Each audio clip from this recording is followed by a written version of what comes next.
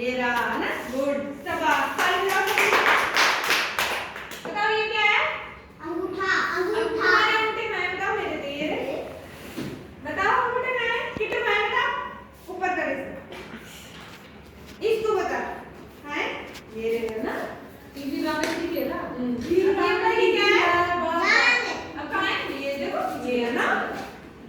अब ये बताओ ये क्या है? उंगली। उंगलियां। तुम्हारी उंगली कहाँ है मेरी तेरी? देखो तेरे तो तेरी कहाँ है उंगली? ये थोड़ा और भी बड़ी बताओ। हाँ जैसे कि ये ज्यादा खतरा वाला है। ये क्या है?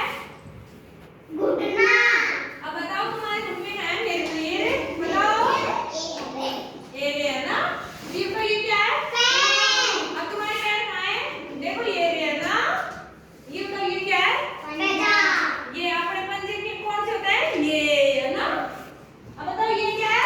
एड़ी। अब एडी बताओ कहाँ है? सबकी एडी बताओ। गुड, सभी का बताओ। अब बताओ शरीर के अंगों के बारे में कौन कौन सीख गया? अब आगे आगे कौन बताएगा? रामू। अब बता, अब मैं पूछूंगी, रामू बताएगा, सबको देखना है ना। बता कहाँ नाक कहाँ है तेरी? ये रे। बाल कहाँ है? ये रे। कान, दांत कहाँ है? होठ, गर्दन,